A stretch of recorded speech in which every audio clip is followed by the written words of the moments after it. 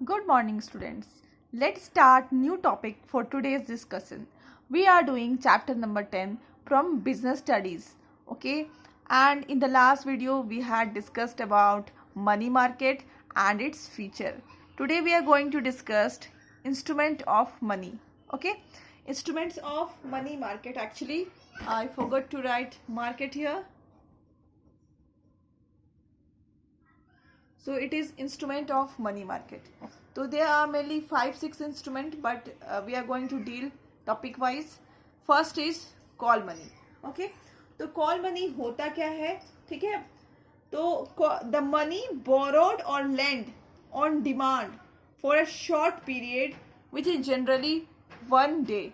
Okay, money जो कि हम लोग बोरो करते हैं और लेंड करते हैं, ठीक है, फॉर अ शॉर्ट पीरियड. मतलब short period normally money market deal करती है money borrowed and lend for short period.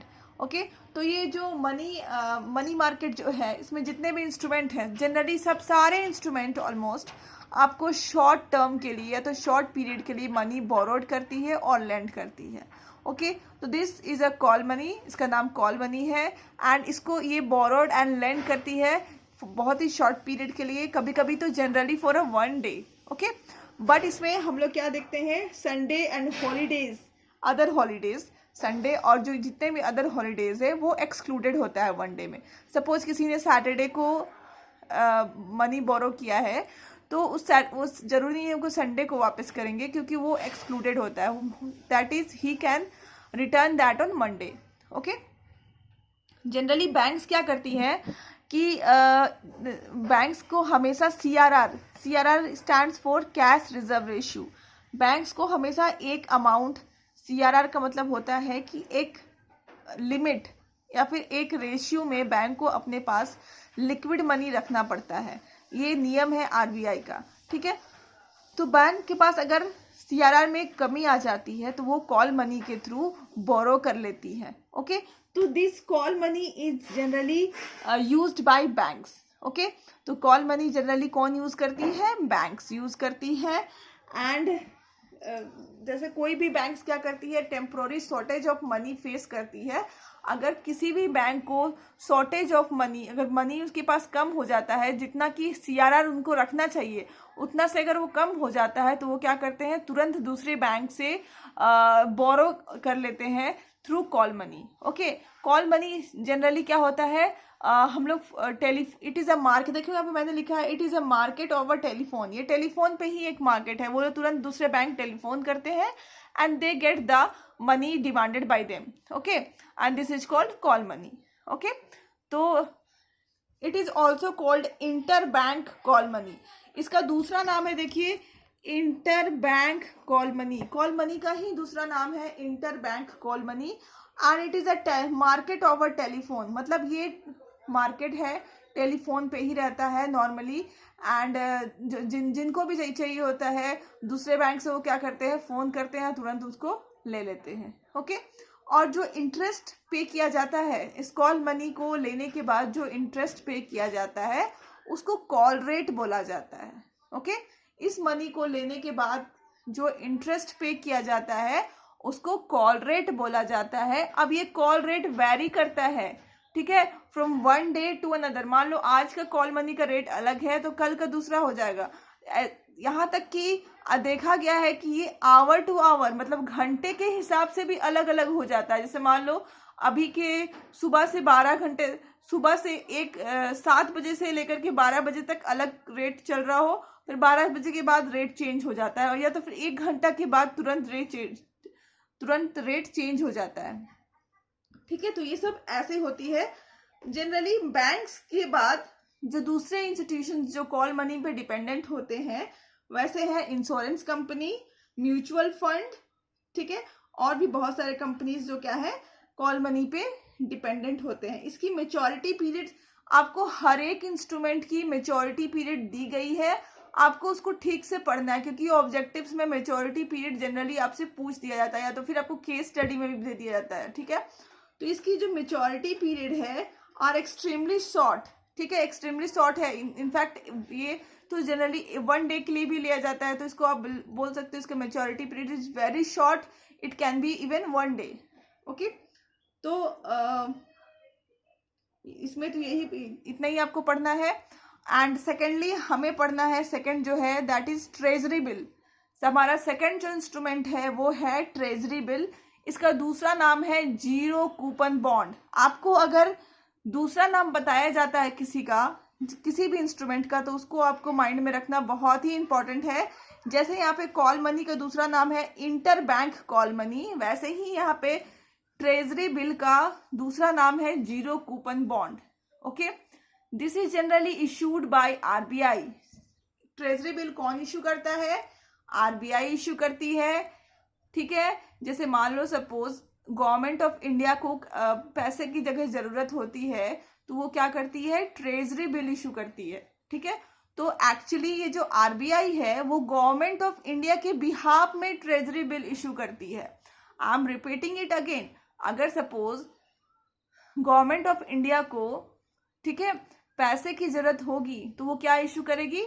Treasury bill issue करेगी. अब गवर्नमेंट खुद आगे आके तो ट्रेजरी बिल इशू नहीं करेगी. ओके, तो वो करवाएगी. तो किससे करवाएगी? आरबीआई से करवाएगी. तो आरबीआई जो इशू करती है treasury bill, that is RBI does on behalf of government of India.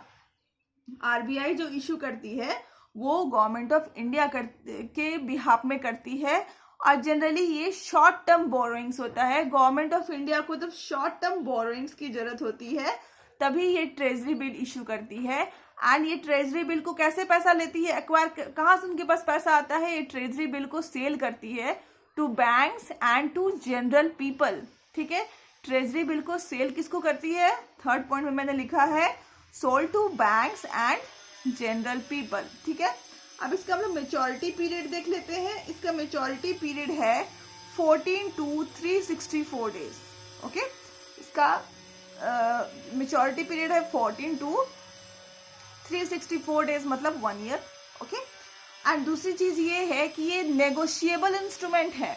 अभी आपको बहुत सारे बिल्स में ये पता चलेगा कि नेगोशिएबल है, नेगोशिएबल है. नेगोशिएबल का मतलब क्या होता है? आप अगर बिल्स ऑफ एक्सचेंज में पढ़ोगे तो उसमें भी क्या था? नेगोशिएबल इंस्ट्रूमेंट था. वो भी आपने पढ़ाई है अकाउंट्स में, बिल्स ऑफ एक्सचेंज. तो that was also a negotiable instrument. Negotiable instrument का मतलब होता है कि अगर सपोज मैंने, ठीक है, ट्रेजरी बिल खरीदा बट मुझे पैसे की अभी रिक्वायरमेंट है, तो मैं क्या करूंगी? मैं अपने किसी फ्रेंड को ट्रेजरी बिल सेल कर दूंगी. ठीक है, उस जब हम जो चीजें ट्रांसफरेबल होती हैं, जैसे कि आपका डिवेंचर्स भी ट्रांसफरेबल होता है, कुछ शेयर्स भी ट्रांसफरेबल होते हैं, शेयर्स ट्रांसफरेबल, सारे शेयर्स ट्रांसफरेबल होते हैं, सॉरी. तो ऐसे चीजें, ऐसे सिक्योरिटी जिसको हम खरीदते तो हैं बट हम लोग किसी को बेच सकते हैं, हमारा फर्स्ट फ्रीडम है कि किसी को हम लोग बेच सकते हैं, वैसे को बोलते हैं negotiable instrument. And they are transferable, मतलब लास्ट में गवर्नमेंट उसी को पैसा देगी जिसके हाथ में वो बिल होगा. ओके, वो पेपर जिसके हाथ में होगा उसी को पैसा देगी. कौन खरीदा था उससे उसको कोई मतलब नहीं है. जिसके हाथ में वो पेपर है, they are going to get the money. Okay, this is called negotiable instrument and it is transferable in nature. अगर मैं दो वर्ड की बात करूं कि ये नेगोशिएबल है और ट्रांसफरेबल है, तो इसका मतलब आप यही समझ लोगे. ओके, तो ये सबसे ज्यादा सेफेस्ट इन्वेस्टमेंट कहा जाता है क्योंकि ये आरबीआई इशू कर रही है. आरबीआई कोई भी फेक चीज इशू नहीं करती है, इसीलिए इसको सबसे ज्यादा सेफेस्ट इन्वेस्टमेंट माना जाता है. ओके, इसका मिनिमम अमाउंट है ₹5. इसका मिनिमम अमाउंट इज ₹25,000. ओके, तो इसका मिनिमम अमाउंट कितना है? ₹25,000. अब हमारा दूसरा है, देखिए, कमर्शियल बिल.